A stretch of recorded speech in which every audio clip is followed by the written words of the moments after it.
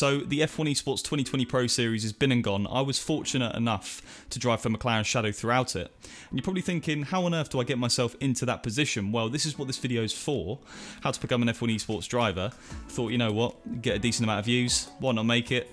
And yeah, let's see how it goes. Give it a like if you like it, sub to the channel if you already haven't. But without further ado, let's get into the video. So it's a given F1 Esports drivers put in a hell of a lot of hours, like an insane amount of hours. Some put in 8 hours a day, some put in more, some put in less. Like myself, I put in about 3 or 4 hours a day, get burned out. I can put more in, but I don't usually find it constructive, and that's the key really, is making sure you're making the most from your practice. You can put in 24 hours a day if you want, but it could be pointless. So it's making sure you nail the time you have. So what do you need to practice? Let's make sure we don't miss anything out. I've got a little list here because I'm not the best with memory.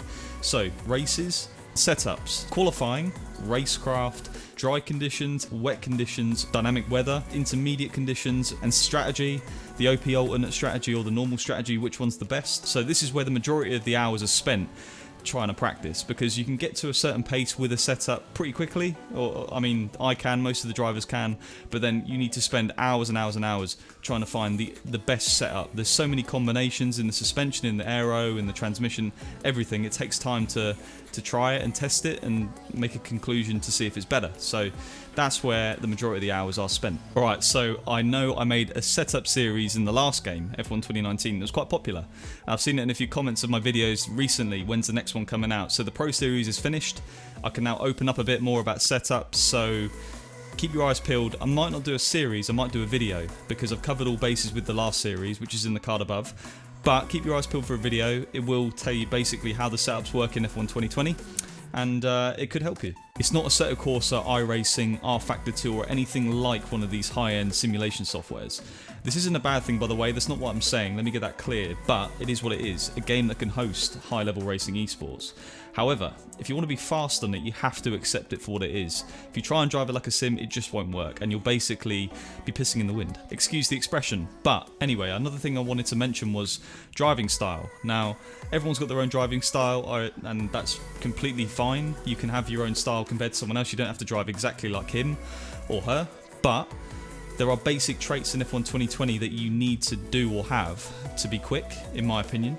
F1 2019 had its own traits, F1 2021 might have different traits, and that goes for Assetto Corsa, iRacing, rFactor. They all require different things to be quick.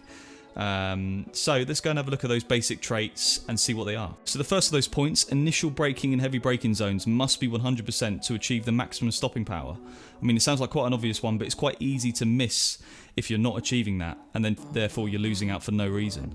Downshifting matched with engine braking on this game, even compared to previous F1 games, is more powerful. So making sure in heavy braking zones, again, you're using the downshifts very quickly to make sure you stop the car in a shorter amount of time compared to someone else who's not doing that. The cars in this game, if we're talking about handling for a minute, are naturally quite understeery, so rotating the car with the throttle in slow to mid-speed corners, aligned with the steering at the same time, is pretty critical to get your lap time down. Exploiting the track limits is absolutely crucial. I mean, it sounds like quite an obvious one again, but the tracks in this game, they're not laser scanned, like they are in ACC or iRacing, for example. So instead of complaining about how unrealistic it is and thinking, yeah, this isn't a simulator, it's not a simulator, so take advantage of it and you'll see your lap time come down even more. Finally, shifting at 11,800 RPM or around there, it's quite hard to be that specific where you shift up, is very important. I mean, if you're short shifting, that's a different story altogether, but when you're just regularly upshifting on a straight or something like that, make sure it's around 11,800 RPM. So these are the basic things or principles I have in my head every time I go to play F1 2020, and when I play Assetto, iRacing, whatever I play,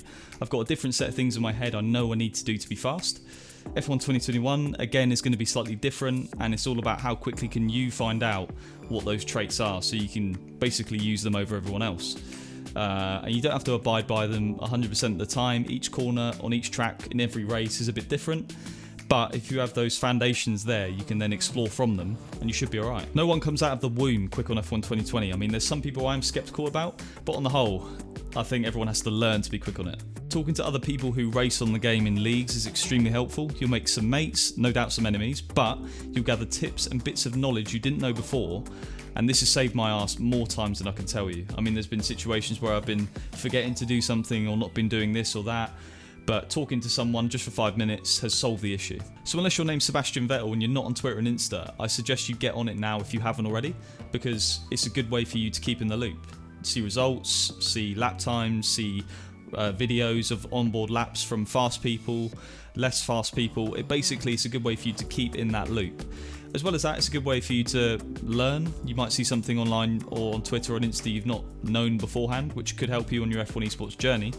But it's a good way for you to market yourself as well. I mean, teams may not know who you are, but if you get on Twitter or Insta, on social media, they have a better chance of recognising who you are, and you can put your results up there, your laps up there. It's a good way for you to get on their radar.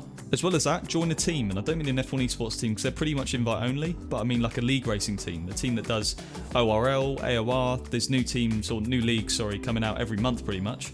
And believe it or not, F1 Esports teams look at those leagues to recruit the next crop of talent coming through. So basically, you need to make sure you're at the top of it. If you watch any pole lap from F1 Esports in the last couple of seasons, it's usually borderline perfection in every single way. To be able to drive that near perfect lap is one task in itself. You really need to redefine in your head what's possible when it comes to lap time. Elements of the lap like how late you can brake, how much of the track you can use before getting in a validation, how early you can get on the throttle.